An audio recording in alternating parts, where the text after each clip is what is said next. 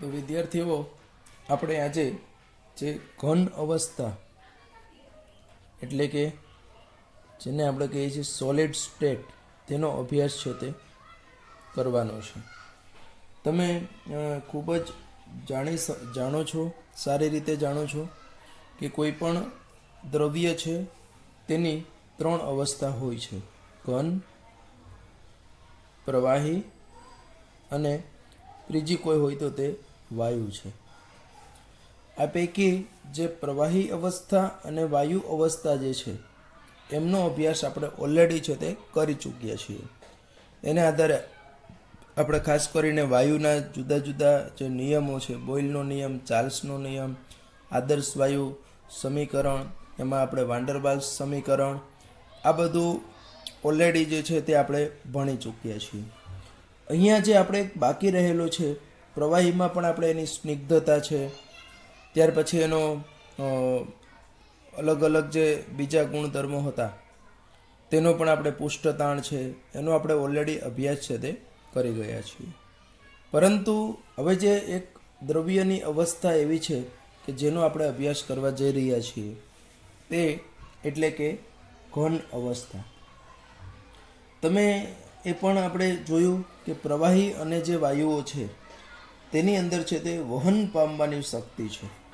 It can B flow. તમે પ્રવાહીને આપણે કોઈ જગ્યાએ રેડીએ તો તે તરત જ ચાલતું થઈ જશે. એવી જ રીતને વાયુને કોઈ જગ્યાએ ઓપન કરીએ તો તે તરત જ છે તે ચાલતો થઈ જશે.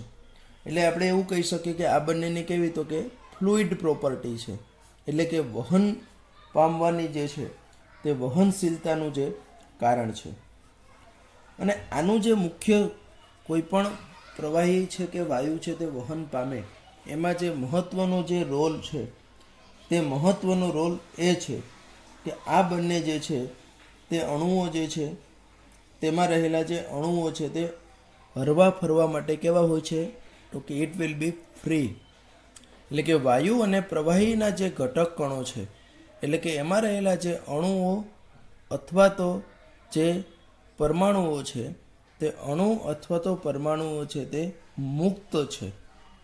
અને એટલા માટે તે મુક્ત રીતે છે તે શું કરી શકે છે, તો કે હરીફરી શકે છે અથવા તો તે મુક્ત રીતે છે તે વહન પામી શકે છે. પરંતુ જે આપણો ઘન પદાર્થ છે તે ઘન પદાર્થની અંદર એની અંદર છે તે ઘન અવસ્થાની અંદર શું થશે, તો કે એમાં રહેલા જે ઘટક કણો છે તેના સ્થાન કેવા હોય છે, નિશ્ચિત હોય છે. બરાબર ને? એના જે સ્થાન છે તે કેવા હોય છે, તો કે નિશ્ચિત હોય છે. અને એટલા માટે તેઓ શું કરે છે, તો કે આમ તેમ ભાગી નથી શકતા, પણ માત્ર તેઓ જે એનું નિશ્ચિત સ્થાન છે તેની આસપાસ શું કરે છે, તો કે દોલન કરે છે. એટલે એને જવું છે પણ જવા માટે એને જે ફ્રી હોવા જોઈએ એને બદલે કોઈ કે પકડી રાખેલા છે. એટલે ઇટ કેન બી ઓનલી શું કરે છે, તો કે દોલન પામે છે. મીન પોઝિશનની આસપાસ છે માત્ર છે તે હલનચલન, it will be vibrate only છે તે થશે, પણ તે જઈ શકતા નથી. એટલે આ બાબત શું દર્શાવે છે, તો કે એનો રિજિડ નેચર, એટલે કે ઘન પદાર્થો જે છે તેના સ્થાન નિશ્ચિત હોય એટલે તે માત્ર છે તે એ ઘટક કણ છે તે દોલન પામી શકે છે. અને માત્ર એ દોલન પામી શકે છે એટલા માટે આપણે એમ કહી શકીએ કે આ પદાર્થ છે તે કેવો હોય છે, તો કે જડતા અથવા તો એની જે દ્રઢતા જે છે તે જડતા અથવા તો દ્રઢતા માટે જે છે તે આ જવાબદાર છે તેવું આપણે છે તે કહી શકીએ છીએ. હવે ખાસ કરીને જો પણ આપણે કોઈ પણ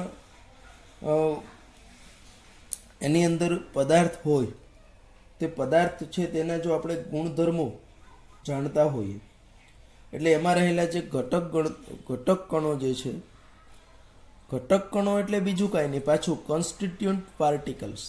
અને કોન્સ્ટિટ્યુન્ટ પાર્ટિકલ એટલે ઘટક કણ તરીકે અણુ પણ હોઈ શકે, પરમાણુ પણ હોઈ શકે અને આયન છે તે પણ હોઈ શકે. બરાબર? ઘટક કણો તરીકે આવું હોઈ શકે. તો એક તો આ જે ઘટક કણો છે તેનો સ્વભાવ અથવા તો આપણે કહી શકીએ કે એમના ગુણધર્મો, એક આ વસ્તુ અગત્યની છે. અને એમની વચ્ચે જે પ્રવર્તમાન જે બંધન બળો છે, બરાબર, એટલે જેને આપણે કહીએ કે આંતરાણવીય બળો જે છે, તે એમની વચ્ચેના જે આ આંતરાણવીય બળો, બરાબર છે, આ જે બળો જે છે તે આ બે વસ્તુ ખૂબ જ અગત્યની છે. એમનો છે તે રાસાયણિક સ્વભાવ, એ જે એમાં રહેલા ઘટક કણો છે તેનો સ્વભાવ અથવા તો ગુણધર્મ, અને એમાં રહેલા જે આ જુદા જુદા ઘટક કણો છે તે ઘટક કણો છે તેમની વચ્ચે રહેલા આંતરાણવીય જે બળો જે છે, તે આંતરાણવીય બળો વચ્ચે જે છે તેના વચ્ચે આપણે શું આવેલું છે, તે આપણે એની વચ્ચે આપણે છે તે એ અભ્યાસ આપણે કરીએ તો એ અભ્યાસ ઉપરથી એ સ્વભાવ છે અથવા તો એ જે બળ છે એની અંદર આપણે સુધારો કરી અને જેના કંઈક જુદા ગુણધર્મવાળા નવા પદાર્થો જે છે કે જેની આપણે ખાસ કરીને વિશેષ ઉપયોગો માટે છે તે લઈ શકીએ, આવા નવા પદાર્થો જે છે તે નવા પદાર્થોનું આપણે એની અંદરથી છે તે નિર્માણ છે તે કરી શકીએ છીએ, અને એ આપણને છે તે સ્પેસિફિક પર્પઝ માટે છે તે અગત્યનું બની રહે છે. દાખલા તરીકે આપણે જો વાત કરીએ તો કાર્બન નેનો ટ્યુબ છે, બધાએ નામ સાંભળ્યું હશે.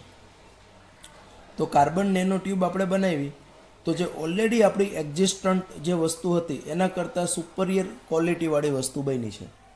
કેમ?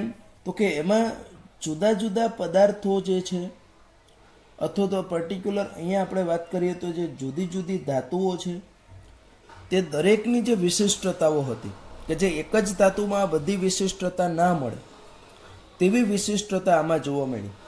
દાખલા તરીકે સ્ટીલ છે તો સ્ટીલ મજબૂત છે પણ એના કરતાં પણ વધુ મજબૂત જે છે તે આ વસ્તુ બની છે, બરાબર. સ્ટીલ કરતાં પણ કેવી બની છે તો કે વધુ મજબૂત જે છે તે આપણને અહીંયા બની છે. એવી જ રીતનું એલ્યુમિનિયમ છે તે હલકી ધાતુ છે પણ એ એલ્યુમિનિયમ કરતાં પણ કેવી છે કાર્બન નેનો ટ્યુબ છે તે તો કે હલકી છે.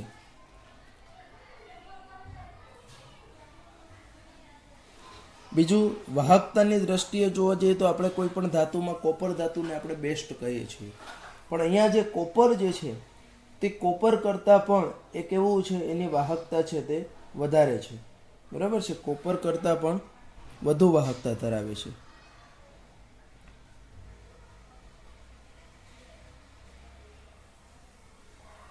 તો આ બધા જે ગુણધર્મો જે છે, આ બધા જ જે ગુણધર્મો છે તે આપણને માત્ર છે તે આ કાર્બન નેનો ટ્યુબમાં જોવા મળ્યા. એનું કારણ શું હતું કે આ બધાનો અભ્યાસ કરવામાં આવ્યો અને બધાના જ ગુણધર્મોનો અભ્યાસ કરી એની વચ્ચેના બળનો અભ્યાસ કરીને મોડિફાઈડ કરીને આ વસ્તુ છે તે બનાવી છે કે જેમાં એક જ વસ્તુમાં આ બધા જ ગુણધર્મો છે તે આવી જાય છે. તો આવા તો આપણે ભવિષ્યની અંદર પણ કેટલા પદાર્થો છે તે બનાવી શકીએ, ખાસ કરીને આપણો જે ગોલ છે અથવા તો આપણે જેમાં બનાવી શકીએ છીએ આ બધાનો વિગતવાર આપણે અભ્યાસ કરીશું. ખાસ કરીને ઉચ્ચ તાપમાન અતિવાહકો, સુપર કંડક્ટર્સ જેને આપણે કહીએ છીએ તે બનાવી શકીએ છીએ. આ ઉપરાંત આપણે ચુંબકીય પદાર્થો કે જેની આપણે પ્રોપર મેગ્નેટિક પ્રોપર્ટી જે છે તે આપણે ઉત્પન્ન કરી શકીએ છીએ, એટલે ચુંબકીય પદાર્થો. પછી પેકેજિંગ પર્પઝ માટેના એટલે કે પેકિંગ માટેના એવા તો કે જૈવ બાયોડિગ્રેડેબલ એટલે કે જૈવ વિઘટનીય જે ઘટકો છે તે, અથવા તો ખાસ કરીને પોલિમર. સદભાગ્ય આપણે આમ તો દુર્ભાગ્ય કહીએ તો દુર્ભાગ્ય પોલિમર આપણને ભણવા નહીં મળે આ વખતે. ખૂબ જ સિમ્પલ અને સરળ ચેપ્ટર છે પણ આપણે નથી કરી શકીએ તે. તો આવા પોલિમેરિક પદાર્થો, ખાસ કરીને સર્જિકલ ઇમ્પ્લાન્ટ આપણે ઘણી વખત સાંભળીએ છીએ કે પ્લેટ નાખવામાં આવી, સ્ક્રૂ નાખવામાં આવ્યા, એ કે લોખંડના ના હોય, બરાબર છે.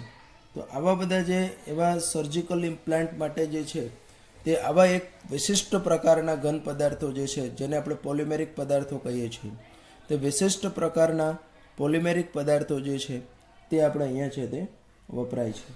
તો આમ આવા બધાનો આપણે અભ્યાસ છે તે કરવાનો રહે છે. અહીંયા આપણે સૌપ્રથમ છે તે ઘન પદાર્થની જે છે તેની સામાન્ય લાક્ષણિકતાઓ છે તેનો આપણે અભ્યાસ કરવાનો છે. અહીંયા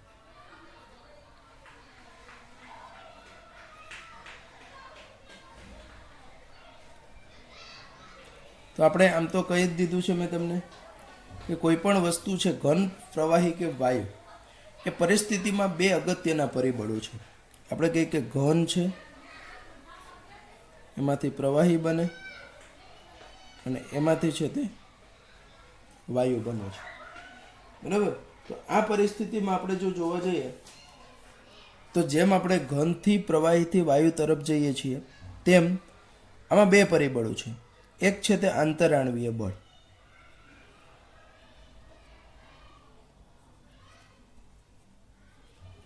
અને બીજું જે છે તે એટલે આવે એમની ઉષ્મીય ઉર્જા.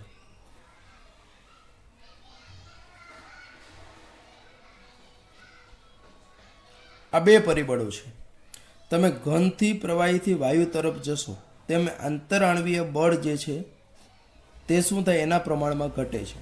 ઘન પદાર્થમાં આંતરાણવીય બળ છે તે સૌથી વધારે મજબૂત હોય છે, એટલે કે સ્ટ્રોંગેસ્ટ હોય છે ફોર્સ છે તે ઇન્ટરમોલેક્યુલર ફોર્સ, એના કરતાં ઓછું પ્રવાહીમાં હોય અને સૌથી ઓછું છે તે આંતરાણવીય બળ છે તે વાયુમાં હોય.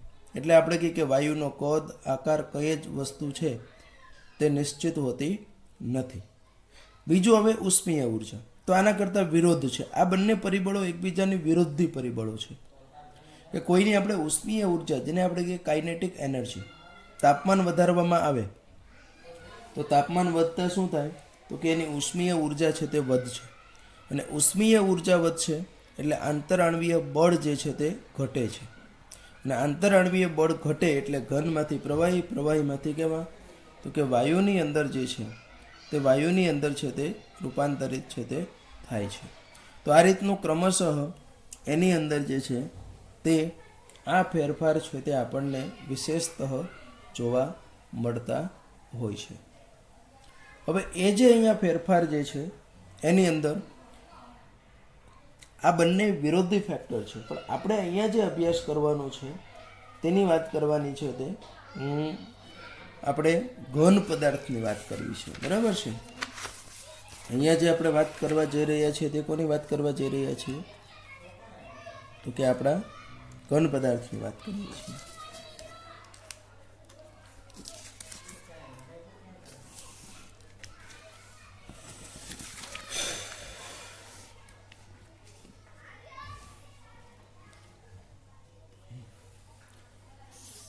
તો આપણે કંઈ ખબર છે કે ઘન પદાર્થ જે છે, એક તો આપણે આ ભણી જ ગયા છીએ કે એનો દળ, આકાર અને કદ આ બધું કેવું હોય છે? તો કે નિશ્ચિત હોય છે. આ એની સામાન્ય લાક્ષણિકતાઓ છે કે ભાઈ ઘન પદાર્થ હોય તો એનો આકાર પણ નિશ્ચિત હોય, દળ પણ નિશ્ચિત હોય અને કદ પણ એનું નિશ્ચિત હોય છે. પછી એની વચ્ચેનું જે આંતરઆણવીય બળ જે છે, એટલે કે આંતરાણવીય બળ જે છે તે કેવું હોય? તો કે પ્રવાહી અને વાયુની સાપેક્ષમાં પ્રબળ હોય છે. તો હમણાં આપણે વાત કરી. અને કોઈ પણ વચ્ચે આંતરાણવીય બળ પ્રબળ હોય તો એની એકબીજા પ્રત્યે છે તે વધારે આકર્ષાયેલા રહે છે, અણુઓ છે તે. એટલા માટે એમનું આંતરઆણવીય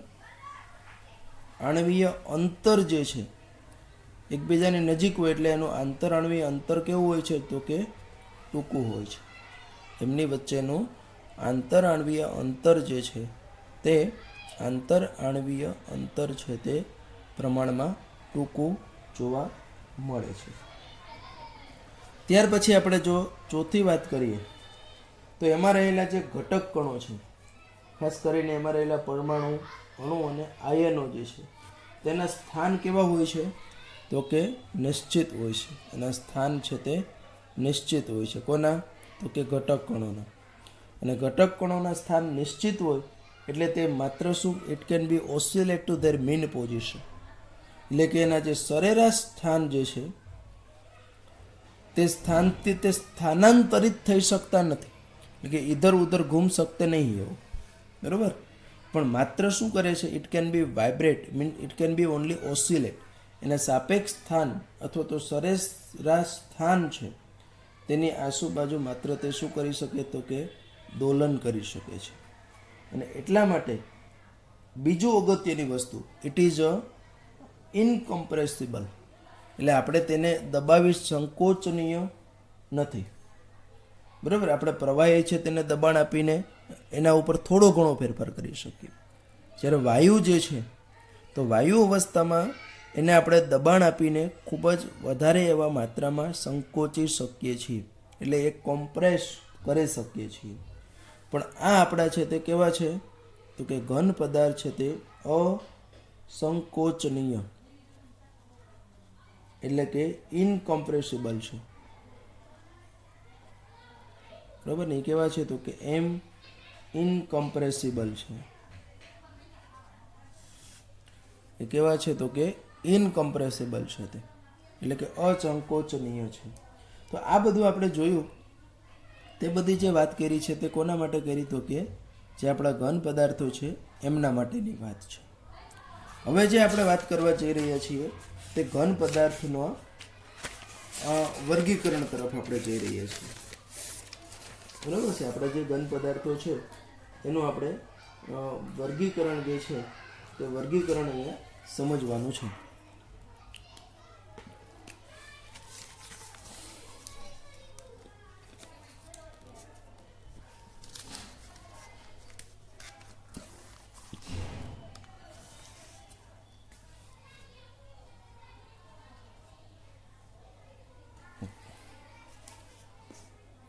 તો અહીંયા આપણે જે જોવાનું છે ઘન પદાર્થનું વર્ગીકરણ, અત્યારે આપણે જે જોવાનું છે તે કઈ રીતનું તો કે એમાં રહેલા જે ઘટક કણો જે છે તે ઘટક કણોની ગોઠવણીને આધારે,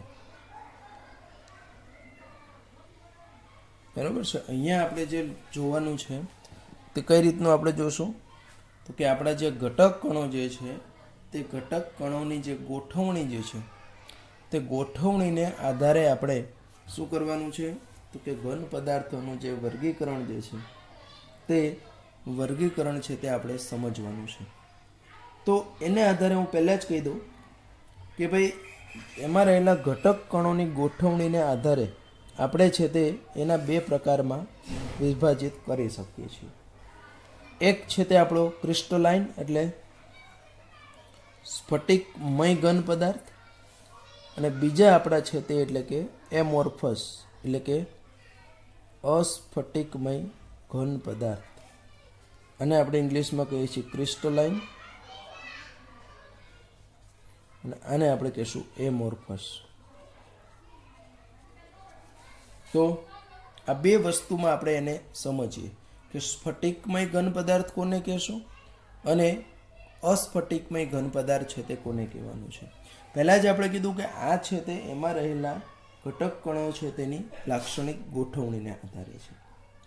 તો સામાન્ય રીતે જે સ્ફટિકમય ઘન પદાર્થ જે છે તે સ્ફટિકમય ઘન પદાર્થની અંદર એમાં રહેલા જે ઘટક કણો જે છે તે ઘટક કણોની ચોક્કસ ગોઠવણી હોય છે, અને એના નાના નાના સ્ફટિકો બનેલા હોય છે, અને આ સ્ફટિકોની ત્રિપરિમાણીય એટલે બરાબર છે 3 ડાયમેન્શનલ પાછી કેવી હોય પુનરાવર્તિત એટલે કે રિપીટેડલી કેવી હોય છે, અને સાથે સાથે કેવી આવર્તનીય એની પર્ટિક્યુલર ચોક્કસ નિયમિત ભાત હોય છે.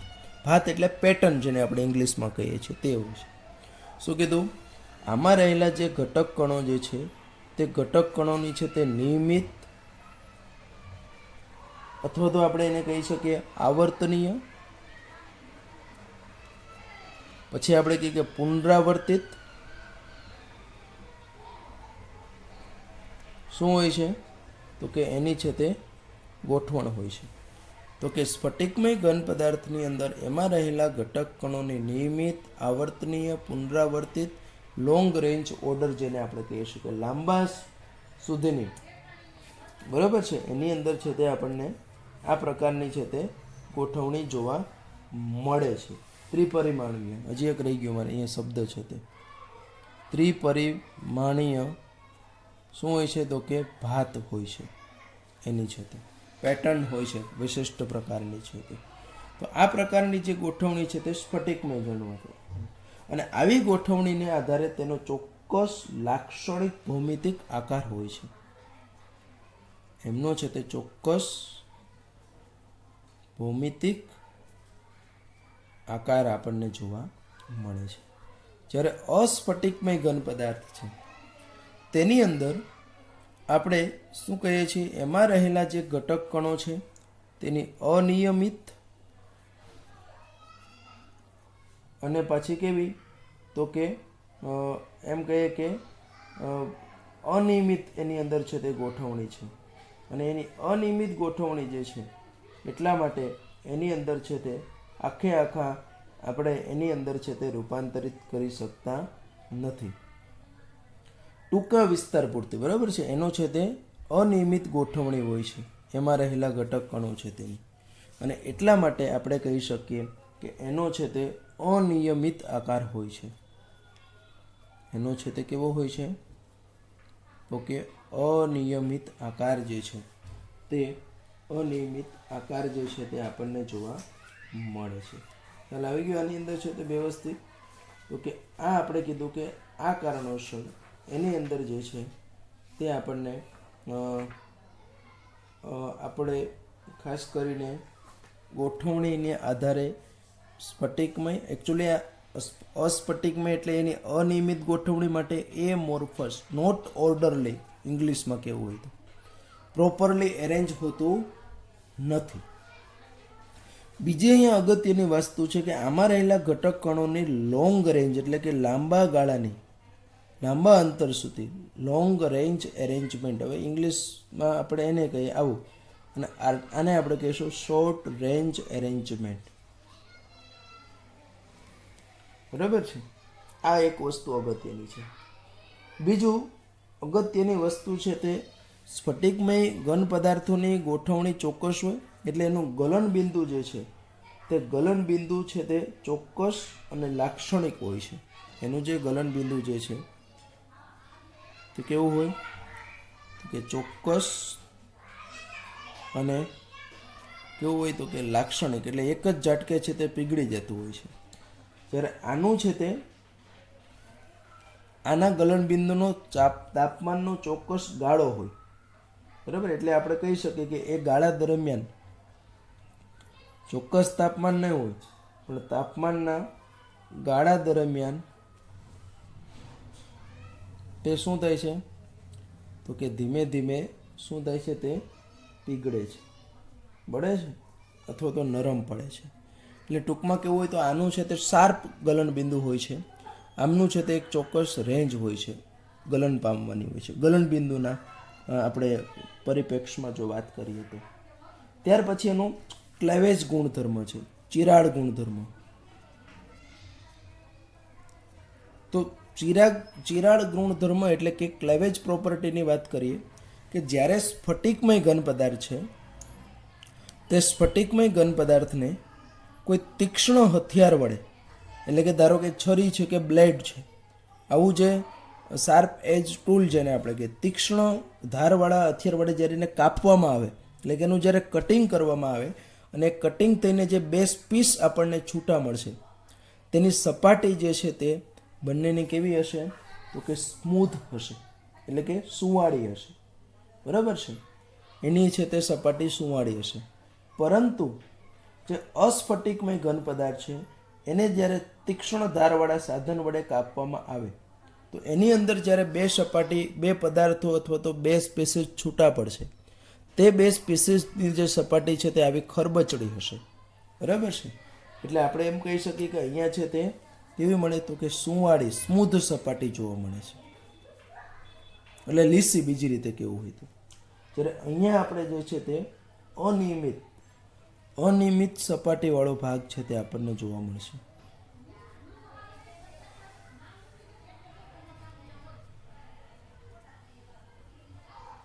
અહીંયા છે તે આપણને કેવો મળે, તો કે અનિયમિત સપાટીવાળો જે ભાગ છે તે આપણને અહીંયા છે તે જોવા મળે છે. ખ્યાલ આવી ગયો? તો આ વસ્તુ એનો બીજો ગુણધર્મ થયો. ત્યાર પછી હવે આ તો થોડુંક આપણે એક ભૂલ કરી, ગલન બિંદુ સાથે જ ગલન ઉષ્માની વાત કરી દેવાની હતી. આનું છે તે નિશ્ચિત અને જેમ ગલન બિંદુ માટે જરૂરી ઉષ્મા હોય તેને ગલન ઉષ્મા કહેવાય. તે આને કેવું હોય છે તો કે પહેલાંની જેમ જ નિશ્ચિત અને લાક્ષણિક હોય છે. જ્યારે આની વાત કરીએ તો એની ગલન ઉષ્મા છે તે નિશ્ચિત હોતી નથી.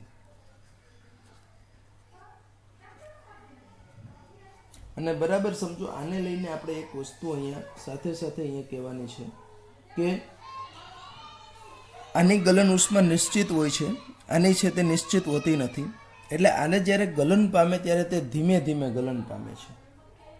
બરાબર છે. એટલે એની લાક્ષણિકતા કેવી હોય છે તો કે અમુક તાપમાને તે સ્ફટિકમય દેખાય છે. બરાબર, એ હું તમને પછી સમજાવું. એ આખી વસ્તુ શું છે તે અલગ છે. તેને આપણે આ બધું કમ્પેરિઝન પૂરું થાય ને પછી તમને આ વસ્તુ સમજાવીશું.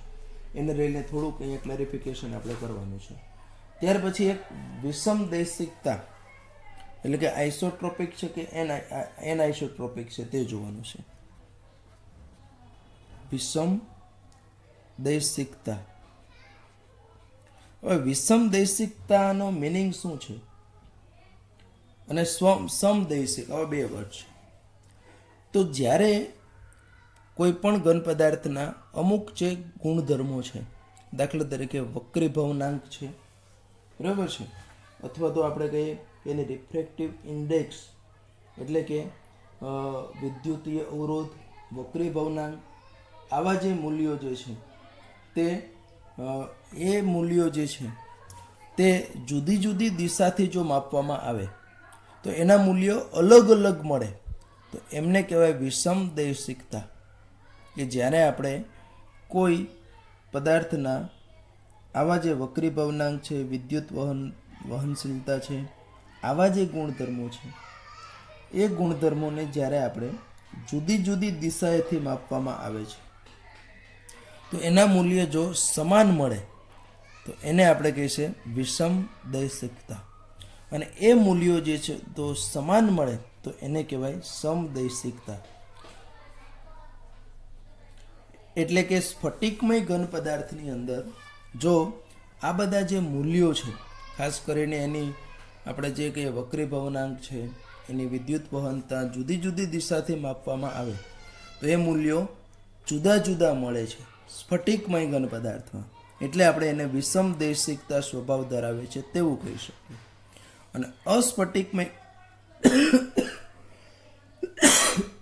ઘન પદાર્થ આપણો જે છે તે અસ્ફટિકમય ઘન પદાર્થમાં આ જે મૂલ્યો છે તે જો જુદી જુદી દિશામાંથી માપવામાં આવે તો એના મૂલ્યો આપણને સમાન મળે છે. અને એટલા માટે એને આપણે કેવો કહીએ છીએ તો કે સમદૈશિક સ્વભાવ ધરાવે છે તેવું કહીએ છીએ. એટલે કે એને આપણે કહીએ છીએ વિષમ દૈશિકતા જે છે તે આપણે કહીએ છીએ. એક બીજો અગત્યનો અહીંયા ગુણધર્મ છે તે એનો સ્વભાવ. તો આ છે તે આપણો સાચો ઘન પદાર્થ એટલે ટ્રુ સોલિડ છે. કયો? સ્ફટિકમય ઘન પદાર્થ છે તે. જ્યારે અસ્ફટિકમય ઘન પદાર્થ છે તેને આપણે શું કહીએ છીએ? આભાસી એટલે કે સ્યુડો ઘન પદાર્થ, આભાસી સોલિડ એટલે કે આભાસી ઘન પદાર્થ, સ્યુડો સોલિડ, અથવા તો આપણે એને કહીએ છીએ સુપર ક્રિટિકલ ફ્લુઇડ એટલે કે અતિશય પ્રવાહી પદાર્થ. અથવા તો આને શું કહેવાય તો કે અતિશય પ્રવાહી પદાર્થ ગુજરાતીમાં. ઇંગ્લિશમાં આને આપણે કહીએ છીએ સુપર ક્રિટિકલ ફ્લુઇડ. હવે આવું શા માટે? તો સ્ફટિકમય ઘન પદાર્થ નહીં પણ અસ્ફટિકમય ઘન પદાર્થ જે છે તે અસ્ફટિકમય ઘન પદાર્થ જે છે તે અમુક તાપમાને વહેવાનો ગુણધર્મ ધરાવે છે. અને એટલા માટે હવે ખરેખર જોવા જઈએ તો વહેવાનો ગુણધર્મ એ ઘન પદાર્થનો નથી, ફ્લુઇડ પ્રોપર્ટી જેને આપણે કીધી ને તે ફ્લુઇડ પ્રોપર્ટી એટલે કે જે વહેવાનો ગુણધર્મ જે છે તે વહેવાનો ગુણધર્મ ઘન પદાર્થ ને બદલે કોનો છે તો કે પ્રવાહી પદાર્થ અથવા તો વાયુ પદાર્થનો છે. તો આ ગુણધર્મ છે તે સ્ફટિકમય પદાર્થમાં આપણને જોવા નથી મળતો. એને તમે ગરમ કરો તો એની અંદર છે તે કોઈ પણ પ્રકારે આ પ્રકારની વસ્તુ જોવા મળતી નથી. પણ અસ્ફટિકમય પદાર્થ જે છે તે અમુક તાપમાને જે છે તે અમુક તાપમાને છે તે વહેવાનો ગુણધર્મ ધરાવે છે. એટલે તે ખરેખર ઘન પદાર્થનો લાક્ષણિકતા છે જ નહીં, એ પ્રવાહી અથવા તો વાયુની લાક્ષણિકતા છે. એટલે એને ઘન અને પ્રવાહી વચ્ચે શું કહી દીધું? અતિશીત પ્રવાહી પદાર્થ, સુપર ક્રિટિકલ ફ્લુઇડ એને આપણે કહી દીધું છે. અથવા તો એને આપણે કહી દીધું કે ઘન પદાર્થ જેવો છે પણ ઘન પદાર્થ નથી, સ્યુડો. એટલે આપણે એને કીધું આભાસી ઘન પદાર્થ. આપણે જોયું ને કે આભાસી પ્રથમ ક્રમની પ્રક્રિયા, એટલે પ્રથમ ક્રમ જેવી લાગે છે પણ એ પ્રથમ ક્રમની પ્રક્રિયા નથી, બરાબર છે. અથવા તો બીજા કોઈ ક્રમની લાગે છે પણ પ્રથમ ક્રમ જેવી છે, એટલે આપણે એને કહેતા હતા આભાસી પ્રથમ ક્રમની પ્રક્રિયા. એમ અહીંયા ઘન પદાર્થ જેવો છે પણ એના જેવો નથી, એટલે આને આપણે કહી દીધું આભાસી ઘન પદાર્થ. હવે આના એક ઉદાહરણો આપણે જોવાના છે, એકાદ બે છે તો એની અંદર ખાસ કરીને જે આપણે જોવાનું છે તે આપણે શું જોઈશું તો કે એની અંદર આપણે જો જોવા જઈએ તો આવા પદાર્થો છે તે, એટલે આના એકાદ બે ઉદાહરણો હું તમને આપું કે ઘણી વખત ખૂબ જ જૂના બિલ્ડિંગ જે છે તે જૂના બિલ્ડિંગની જે બારી હોય ને, એટલે કાચની બારીની વાત કરું છું, એમના જે કાચ છે તે કેવો છે તો કે આપણે એ ઉદાહરણ આપવાનું છે. આ છે તે ક્વાર્ટ્ઝ આપણો જે છે તે સ્ફટિકમય પદાર્થ છે, પરંતુ જે કાચ છે, પ્લાસ્ટિક છે, પછી રબર છે, આ બધા કેવા છે તો કે અસ્ફટિકમય પદાર્થો છે, બરાબર. એ બધા કેવા છે તો કે અસ્ફટિકમય પદાર્થો છે. એટલે આમાં ખાસ કરીને જે કાચ મેં કીધું તે અસ્ફટિકમય પદાર્થ છે. હવે કાચની અંદર છે તે જૂના સમયના ખૂબ જ હોય કાચ, એને જો અભ્યાસ કરવામાં આવે તો એ ઘણા બધા છે તે નીચેના ભાગમાં છે તે ઘટ બની ગયા હોય છે. એનું કારણ શું તો કે આપણે કીધું કે અસ્ફટિકમય પદાર્થ છે તે અમુક તાપમાને વહેવાનો ગુણધર્મ ધરાવે છે, અને એટલા માટે વહેવાનો ગુણધર્મ ધરાવતો હોવાને લીધે આમાં રહેલા જે કંઈ આપણા જે પદાર્થો છે કે ઘટકો જે છે તે ઘટકો છે તે ધીમે ધીમે શું થાય છે તો કે નીચે વહેવા લાગે છે. અને વહેવાનો એટલે જ આપણે એને કેવો કીધો તો કે અતિશીત પ્રવાહી અથવા તો આભાસી ઘન પદાર્થ લીધો છે. અને એમના છે તે નીચેનો ભાગ છે તે, એટલે જે છેડાનો ભાગ છે તે કેવો બને છે, ઘટ બને છે. આ એક ઇમ્પોર્ટન્ટ છે. બીજું એક ઇમ્પોર્ટન્ટ કે ઘણી વખત આપણા જે અસ્ફટિકમય પદાર્થ છે એને જો ગરમ કરવામાં આવે, એટલે કે અમુક તાપમાને એને ગરમ કરવામાં આવે તો અસ્ફટિકમય પદાર્થ છે તે કેમાં રૂપાંતરિત થતો હોય છે તો કે અસ્ફટિકમય પદાર્થ છે તે આપણા સ્ફટિકમય પદાર્થમાં રૂપાંતરિત થઈ જશે, બરાબર છે. તે આપણા સ્ફટિકમય પદાર્થમાં રૂપાંતરિત થઈ જશે. અને એનું જો ઉદાહરણ હું તમને આપું તો જે આપણા એન્શિયન્ટ બિલ્ડિંગ જૂના સમયના જે, એમાં પણ એ જ હું ઉદાહરણ આપું છું, પણ કાચ હોય છે. પણ કાચ સામાન્ય રીતે કેવો હોય, ટ્રાન્સપરન્ટ હોય છે, એટલે આપણે આરપાર આપણે જોઈ શકીએ તેવો હોય છે. પરંતુ અહીંયા આ જે સ્ફટિકમય પદાર્થ જે છે તેને લીધે, એટલે કે એ ગરમીને લીધે, વાતાવરણના સતત તપવાને લીધે એ અસ્ફટિકમય પદાર્થ કાચ છે તે સ્ફટિકમયમાં રૂપાંતરિત થઈ જશે, એટલે ધૂંધળો બની જશે. એટલે બીજી રીતે કેવું હોય તો તે આપણને ટ્રાન્સપરન્ટ જે દેખાવો જોઈએ તે ટ્રાન્સપરન્ટ દેખાશે નહીં, બરાબર છે. એટલે એમાંથી આપણને આરપાર છે તે ચોખ્ખું આપણે જોઈ શકીશું નહીં. એટલા માટે આપણે એને અહીંયા એક બે વસ્તુ જે છે તે મેં તમને ટર્મ છે તે ક્લિયર કરી છે. બીજું અહીંયા આપણને એક આપ્યું છે તો મેં ઓલરેડી કહી દીધું કે લોંગ રેન્જ, એટલે કે એમાં રહેલા જે ઘટક કણો જે છે તે ઘટક કણોની ગોઠવણીનો જે ક્રમ છે, આપણે કીધું કે આ લાંબા વિસ્તારનો ક્રમ હોય છે અને આ છે તે કેવો હોય તો કે ટૂંકા વિસ્તારનો ક્રમ છે તે, બરાબર છે. આ છે તે લાંબા વિસ્તારનો છે, જ્યારે આ છે તે આપણો કેવો છે તો કે ટૂંકા ગાળાનો છે. એ આપણે કહી દીધું એમનું છે તે. તો હવે અહીંયા થોડુંક આને આપણે રિપીટ કરી દઈએ કે ભાઈ એની અંદર છે તે ઘન પદાર્થોનું વર્ગીકરણ પાછું હું તમને રિપીટ કરી દઉં વ્યવસ્થિત રીતે, કદાચ એક વખતમાં ખ્યાલ ન પણ આવે તેવું છે. એની જો આપણે વાત કરીએ તો સામાન્ય રીતે ઘન પદાર્થોનું એમાં રહેલા ઘટક કણો જે છે, ઘટક કણો એટલે હું પાછું કહી દઉં કે એમાં રહેલા પરમાણુ, અણુ કે આયનો. એ પરમાણુ, અણુ કે આયનો છે એની ગોઠવણીને આધારે આપણે એના બે વર્ગમાં વર્ગીકૃત કર્યા. સ્ફટિકમય ઘન પદાર્થ અને અસ્ફટિકમય ઘન પદાર્થ.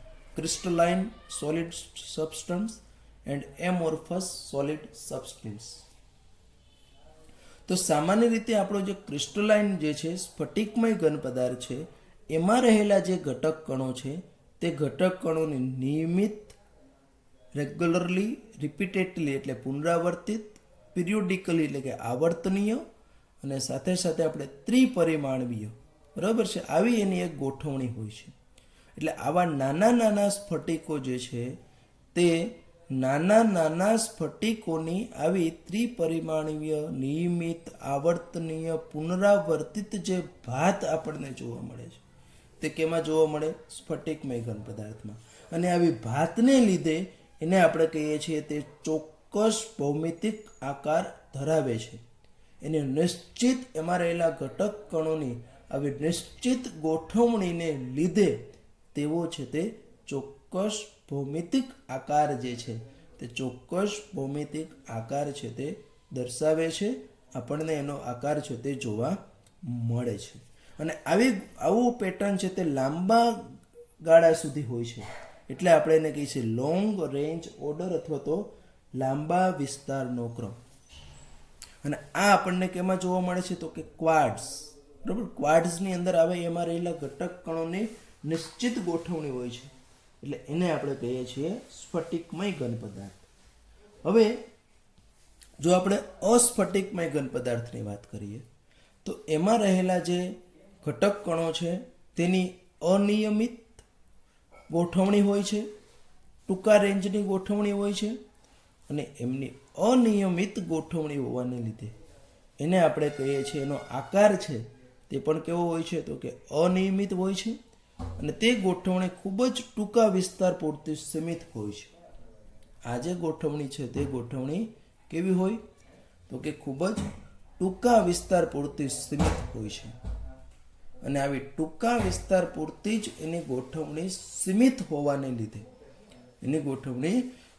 હોવાને લીધે એને આપણે કહીએ છીએ શોર્ટ રેન્જ એરેન્જમેન્ટ અથવા તો ટૂંકા વિસ્તાર ગોઠવણી. અને એ ગોઠવણી ખાસ કરીને કાચ, પ્લાસ્ટિક, રબર, તમે જુઓ એનો કોઈ આકાર નથી હોતો નક્કી છે તે. એટલે એ બધાને આપણે અસ્ફટિકમય ઘન પદાર્થ કહીએ છીએ. બીજી અગત્યની વસ્તુ છે એનું ગલન બિંદુ. તો સ્ફટિકમય ઘન પદાર્થ છે એ તો અમુક ચોક્કસ તાપમાને જ એમાં રહેલા ગોઠવણી ચોક્કસ છે. એટલે એક જ સાથે એમાં રહેલા બધા ઘટક કણો વિખરિત થઈ જશે. એટલે એ ચોક્કસ અને લાક્ષણિક તાપમાને જ તે પીગળે છે, ગલન પામે છે. જ્યારે અસ્ફટિકમય ઘન પદાર્થ છે તે અસ્ફટિકમય ઘન પદાર્થ છે તેને લાંબા સમય સુધી એટલે કે તાપમાનના અમુક ગાળા દરમિયાન, એટલે કે આનું ધારો કે હું કોઈ કે 55 ડિગ્રી સેલ્સિયસ ફિક્સ છે, પણ આ 55થી ચાલુ થાય ને 60 પૂરું થાય એટલે એક તાપમાનનો ગાળો થયો, બરાબર ને? આ ગાળા દરમિયાન જે છે તે ધીમે ધીમે છે તે પીગળે છે. ઘણી વખત આ પીગળે જ છે એટલે એને આપણે પારી પાછો આકાર બદલાવી શકીએ છીએ. જ્યારે આમાં એ વસ્તુ શક્ય નથી. અને આપણે રીમોલ્ડેડ એટલે ફરી પાછા નવા આકારમાં છે તે ઢાળી શકીએ છીએ. અસ્ફટિકમય ઘન પદાર્થ છે. તમે પ્લાસ્ટિકમાં તો ખબર છે કે આપણે એવું કરી શકીએ છીએ. બીજું આપણે કીધું કે એની ગલન બિંદુ આરે ડાયરેક્ટ સંલગ્ન એની ગલન ઉષ્મા હોય કે એના માટે આપણે જો એનું ગલન બિંદુ ચોક્કસ હોય તો એના માટે જરૂરી ઉષ્મા જે છે તે ઉષ્મા પણ કેવી હોય છે?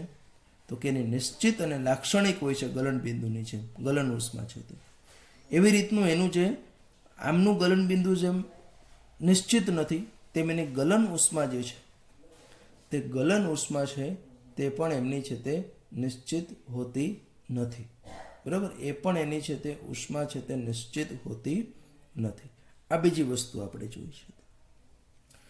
ત્યાર પછી બીજી અગત્યની જો વાત કરવી હોય તો એની ક્લેવેજ પ્રોપર્ટીની આપણે વાત કરવી છે. ક્લેવેજ પ્રોપર્ટી એટલે ચિરાડ ગુણધર્મ, જેને ગુજરાતીમાં કહીએ છીએ.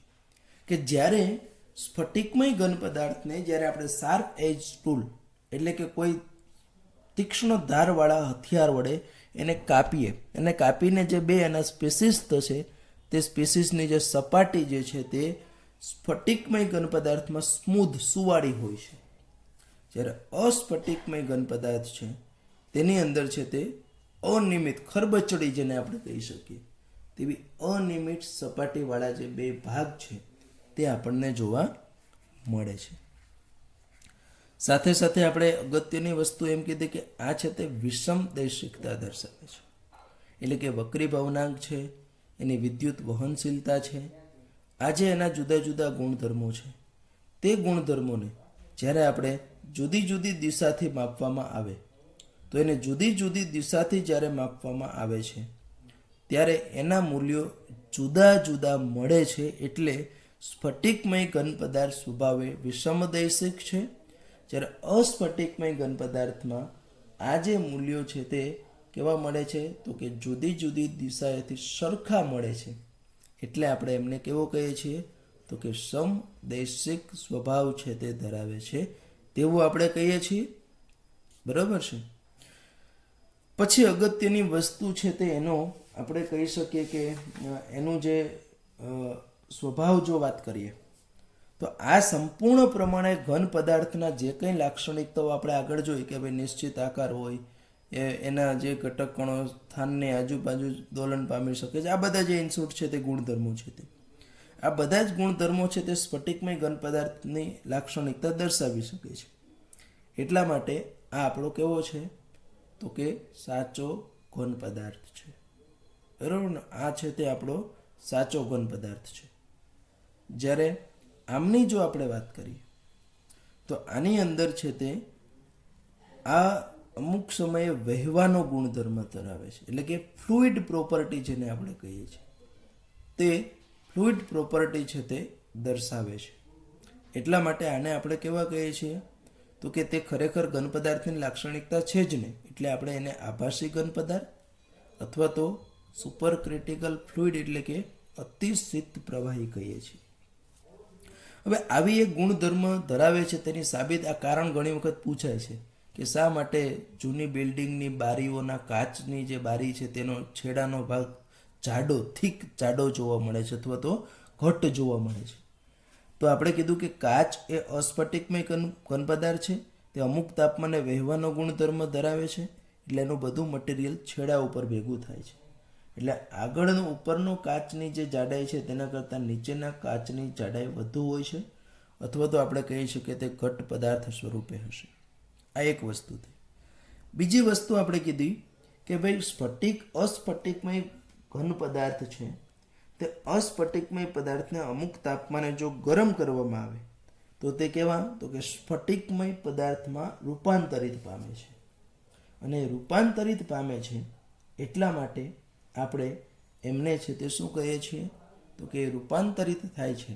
એટલે આપણે કહી શકીએ કે તે એનું કારણ અથવા તો એનું રીઝન દર્શાવતું ઉદાહરણ શું તો કે ઘણા બધા જૂના બિલ્ડિંગની બારી કાચની બારી હોય તે કાચ ટ્રાન્સપરન્ટ હોવો જોઈએ, આરપાર દેખાય તેવો હોવો જોઈએ, પણ ઘણી બધી જગ્યાએ તે ધૂંધળો હોય છે. અને ધૂંધળો બને છે એટલા માટે આપણે એનો અર્થ એવો થયો કે એ સ્ફટિકમયમાં રૂપાંતરિત પામી ગયો છે. આ ઉપરાંત ઘણા બધા આ આપણે સ્ફટિકમય અને અસ્ફટિકમયની વાત કરી, પણ ઘણા બધા સ્ફટિકમય અને અસ્ફટિકમય પદાર્થ ઉપરાંત એવા પણ ઘન પદાર્થો જે છે તે આમ તમને અસ્ફટિકમય લાગે પરંતુ તેઓ અતિ સૂક્ષ્મ સ્ફટિકમય રચનાઓ ધરાવતા હોય છે. મેં શું કીધું? આમ તમને જોતા છે તે કેવા લાગે? અસ્ફટિકમય લાગે, પણ તેઓ અતિ સૂક્ષ્મ સ્ફટિકમય રચના ધરાવતા હોય છે. તો આવા પદાર્થને આપણે શું કહી શકીએ તો કે આવા પદાર્થને આપણે કહી શકીએ છીએ તે બહુસ્ફટિકમય ઘન પદાર્થ. બરાબર? એને આપણે શું કહીશું કે એને આપણે કહી શકશું બહુ સ્ફટિકમય ઘન પદાર્થ. પોલીક્રિસ્ટલાઇન અથવા તો આપણે એને કહી શકીએ કે બહુસ્ફટિકમય ઘન પદાર્થ જે છે તે આપણને જોવા મળે છે. હવે આવો જે છે બહુસ્ફટિકમય ઘન પદાર્થ છે તે ઘણી વખત આપણી જે ધાતુઓ છે તેને આપણે બહુસ્ફટિકમય સ્થિતિમાં જોવા મળે છે કે ધાતુના નમૂનામાં વ્યક્તિગત સ્ફટિકો અસ્તવ્યસ્ત ગોઠવાયેલા હોય એટલે આખો સ્ફટિક છે તે વિષમદૈશિક હોવા છતાં કેવો હોય છે? સમદૈશિક છે. એટલે ટૂંકમાં કહેવાનો અર્થ એવો છે કે અમુક જે નાનો ભાગ છે એનો નાનો ભાગ છે તે સ્ફટિકમય હશે, પણ આખો ઓવરઓલ જોવા જઈએ તો આખો એ સ્ફટિક નાના નાના ભાગમાં ગોઠવાયેલો છે, એટલે એ પાછો અસ્ફટિકમય. એટલે સ્ફટિક વિષમદૈશિક છે, એટલે કે સ્ફટિકમય પદાર્થ, છતાં પણ આખો છે તે કેવો છે? સમદૈશિક, એટલે કેવો થયો? અસ્ફટિકમય પદાર્થ છે તે આપણે કહી શકીએ છીએ. તો આનું ઉદાહરણ આપણે કહીએ બહુસ્ફટિકમય ઘન પદાર્થ. આની વ્યાખ્યા આપણે યાદ રાખીશું. બીજી અહીંયા અગત્યની વસ્તુ છે તે અસ્ફટિકમય ઘન પદાર્થ છે તે ખાસ કરીને આપણે કીધું કાચ, રબર, પ્લાસ્ટિક આ બધા આપણે ડે ટુ ડે લાઈફમાં ખૂબ જ ઉપયોગી છે. એવી જ રીતનો એક અસ્ફટિકમય પદાર્થ જેને તમે ખૂબ જ સારી રીતે કદાચ જાણતા પણ હશો તે એટલે સિલિકોન. અને આ જે સિલિકોન જે છે તે સિલિકોનનો ઉપયોગ ક્યાં થાય છે? તો કે ફોટોવોલ્ટેક સેલની અંદર. અને ફોટોવોલ્ટેક પદાર્થ છે તેનું કામ શું છે? તો કે તે સૌર ઉર્જાનું વિદ્યુત ઉર્જામાં ખૂબ જ અગત્યનું એનું કામ છે. Solar energy is converted to electrical energy. એટલે કે તે સૌર ઉર્જા છે તે સૌર ઉર્જાનું વિદ્યુત ઉર્જામાં છે તે રૂપાંતરણ કરી શકે છે. સિલિકોન જે ફોટોવોલ્ટેક સેલની અંદર વપરાય, એટલે કે તે મેઇન વસ્તુ આપણે જોવાની એ છે કે સિલિકોન કેવો છે? તો કે અસ્ફટિકમય ઘન પદાર્થ છે, જેની અગત્યતા એ છે કે તે ફોટોવોલ્ટેક સેલમાં વપરાય છે કે જે સૌર ઉર્જાનું વિદ્યુત ઉર્જામાં રૂપાંતરણ કરે છે. હવે આપણે લખાણ સંબંધિત પ્રશ્નો આને રિલેટેડ છે, તેમાં કંઈ વિશેષ નથી, એટલે ફટાફટ જોઈ લઈએ. પહેલો પ્રશ્ન એવો છે કે ઘન પદાર્થ શા માટે દ્રઢ હોય છે? તો આપણે પહેલાં જ કહી દીધું કે એની અંદર છે તે આમ તો પહેલું ને બીજોનો જવાબ સરખો જ આવશે. ઘન પદાર્થ શા માટે નિશ્ચિત આકાર હોય છે? તો બંને માટે એક જ વસ્તુ આવે કે એમાં રહેલા જે ઘટક કણો જે છે તેની વચ્ચેનું આંતરઆણવીય બળ છે તે મજબૂત હોય, એટલે આંતરઆણવીય અંતર ટૂંકું હોય, એટલે એના રહેલા ઘટક કણો માત્ર એના સરેરાશ સ્થાનની આજુબાજુ આંદોલન જ પામી શકે છે, તે હલનચલન કરી શકતા નથી, એટલે એ દ્રઢ હોય છે, અથવા તો આપણે કહી શકીએ નિશ્ચિત આકાર ધરાવે છે. 1.3 અંદર વાત કરીએ કે એનું વર્ગીકરણ આપણે કરવાનું છે. તો પોલીયુરેથેન, યુરેથેન એટલે એક પ્રકારની પ્લાસ્ટિક વસ્તુ છે, તો પ્લાસ્ટિક એટલે પોલીયુરેથેન છે તે અસ્ફટિકમયમાં આવે. નેપ્થેલિન, નેપ્થેલિન એટલે કે એક ઘન પદાર્થ ઓર્ગેનિકનો છે તે પાછો સ્ફટિકમય છે. બેન્ઝોઇક એસિડ એ પણ સ્ફટિકમય છે. ટેફલોન, ટેફલોન એટલે પ્લાસ્ટિક પોલિમર થયું, તો ટેફલોન કેવો આવે? અસ્ફટિકમય થયું. પોટેશિયમ નાઇટ્રેટ એટલે આયનિક ઘન પદાર્થ છે, એટલે એ આપણે એને સ્ફટિકમયમાં લેશું. સેલોફેન, સેલોફેન એટલે એક વિશિષ્ટ પ્રકારનું પ્લાસ્ટિક, એટલે એ કેવું છે? અસ્ફટિકમય. પોલીવિનાઇલ ક્લોરાઇડ એટલે એ પણ કેવું આવશે? પીવીસી, તો કે એ પણ આપણું અસ્ફટિકમય છે. ત્યાર પછી ફાઈબર ગ્લાસ, તો ગ્લાસ આવ્યો અને ફાઈબર આવ્યો, આ બંને જ વસ્તુ છે તે પોલિમર રિલેટેડ છે, એટલે એ પણ કેવી થશે? તો કે અસ્ફટિકમય. અને ત્યાર પછી તાંબુ એટલે આપણી ધાતુ છે, અને ધાતુ કેવી હોય છે? તો કે સ્ફટિકમય હોય છે. ત્યાર પછી છેલ્લો ક્વેશ્ચન છે આપણો કે ઘન પદાર્થનો વક્રીભવનાંક બધી જ દિશાઓમાં એક સરખું મૂલ્ય ધરાવે છે, તો આ પદાર્થના સ્વભાવ વિશે ટીકા કરો. તો આપણે આગળ વાત કરી કે બધી જ દિશામાંથી માપતા એક સરખું મૂલ્ય જો આપણને મળતું હોય તો એને આપણે શું કહીએ છીએ? તો કે સમદૈશિક ગુણધર્મ. અને સમદૈશિક ગુણધર્મ કોણ ધરાવે? તો કે અસ્ફટિકમય પદાર્થ ધરાવે છે. અને પછી આપણે એવું કહી શકીએ કે તે પદાર્થનો સ્વભાવ છે તે અસ્ફટિકમય હશે. સાથે સાથે આપણે એનું ચિરાડ ગુણધર્મ દર્શાવવાનું છે, તો એ પણ આપણે જોઈ ગયા. એટલે પહેલાં ઓળખવાનું છે એ પદાર્થ કયો હશે, તો સમદૈશિક, અસ્ફટિકમય. અને અસ્ફટિકમયને આપણે કીધું હતું કે ચિરાડ ગુણધર્મ એટલે આપણે શાર્પ એજ ટૂલ વડે એને જો કાપવામાં આવે અને બે સ્પીસીસ જે છે તે કેવા હોય? તો કે એમાં અનિયમિત વલણ ધરાવે છે, ખરબચડી ચપાટી ધરાવે છે.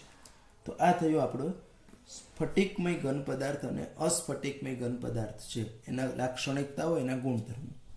હવે ફરી પાછું આપણે જે સ્ફટિકમય ઘન પદાર્થ આપણે જે જોયો છે તે સ્ફટિકમય ઘન પદાર્થનું આપણે કેમાં વર્ગીકરણ કરવાનું છે?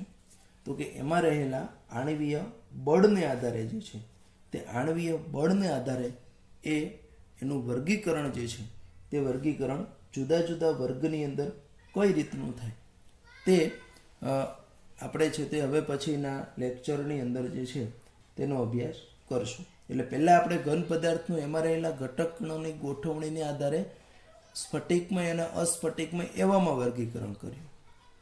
હવે જે આપણે કરવાનું છે તે આપણે એમાં રહેલા જે સ્ફટિકમય ઘન પદાર્થ પર્ટિક્યુલર છે તે સ્ફટિકમય ઘન પદાર્થમાં આપણે કીધું કે નિયમિત ગોઠવણી હોય તો એમાં એમના ઘટક કણો વચ્ચે કેવા પ્રકારનું આંતરઆણવીય બળ જે છે તે આંતરઆણવીય બળ છે તે સક્રિય હોય છે એને આધારે વર્ગીકરણ છે તે કરવાનું છે.